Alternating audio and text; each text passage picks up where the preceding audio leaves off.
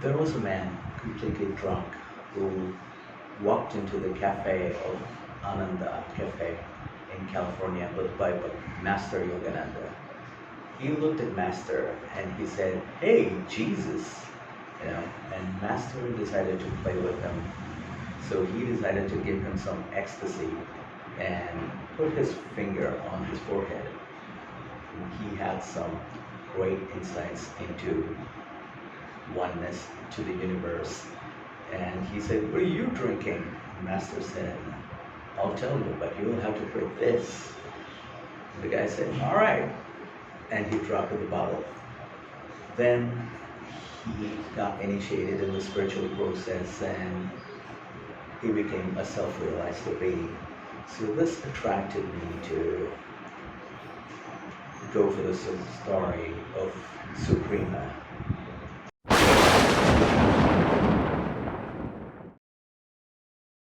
The idea of this Suprema occurred to me when I was watching this Judy Garland movie where Judy Garland traps her husband without even him doing anything and frames him. So that occurred to me that, hey, okay, why don't we put a highly hateable character and give a life transforming lesson?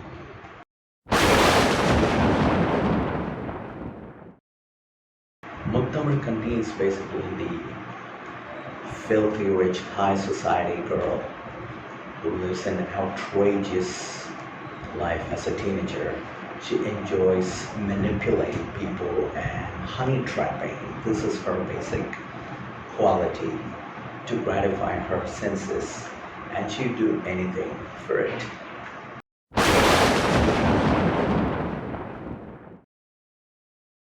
I kind of felt like the names in the Indian that sounds with a retroflex is not really correctly pronounced, and it's fading. The pronunciation is fading, so I went by the name Muttamir Kandi. So here is a woman who is completely obsessed with the illusionary sensual pleasures and anything sense and related to gratifying senses. And she goes out of the way and lives an outrageous teenage life. Still hasn't got fulfilled. And so she decided to likes to play with the lives of people. She enjoys manipulating, and she's a highly inconsistent sadist.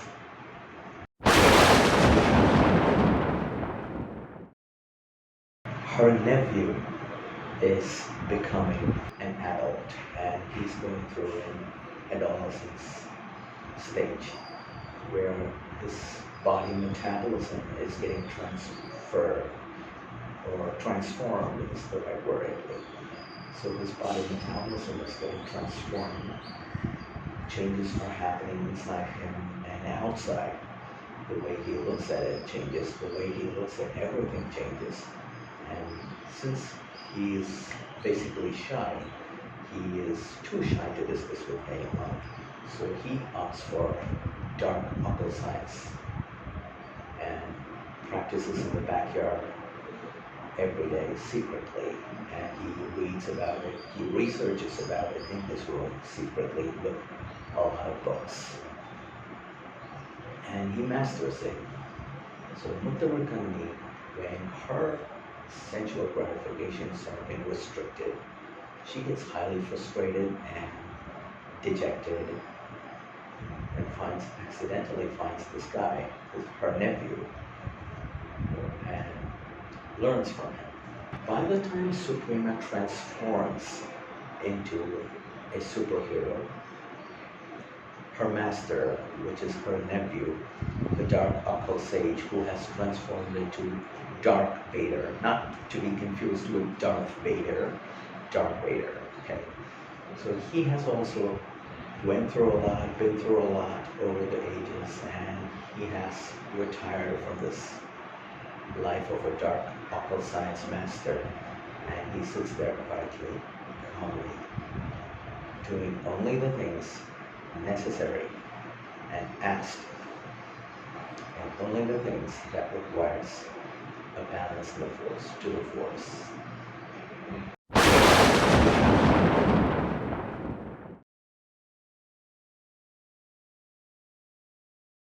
Pronunciations and spellings. Okay, so I deliberately do spelling mistakes. Okay, so I see to it that I do at least a single spelling mistake in my book and make it look like an accident because of two reasons. A, I wanted to convey that absolutely nobody is perfect. Okay, nobody. I mean, when people mispronounce English, everybody goes hee haw. Hey, cool. Making fun of the accent and making fun of the pronunciations, etc. But when English-speaking people, when they mispronounce other languages and say like curry instead of saying curry, and people are okay with it. So you need to accept everyone as they are. So which is why I deliberately do some spelling mistakes. And secondly, I wouldn't put it as a spelling mistake because I wanted to convey a certain type of an accent. When you go to the north, there's a type of an accent. When you go to the south, there's a type of an accent. So, example like society. Society is pronounced with SOCIETY, while when you go to India, it's pronounced a lot like a society or society, something like that. So I flip the E and I to get the accent of the place. Sometimes I write apology with a triple P so that it sounds more stressful and owing to the tone, stressful to the situation, stressing the particular word like apologize, something like that. So I wanted to get the tone right, I wanted to get the accent right, and I wanted to visually treat people with the exact tone and language, which is why I do a lot of flip-flops in spellings.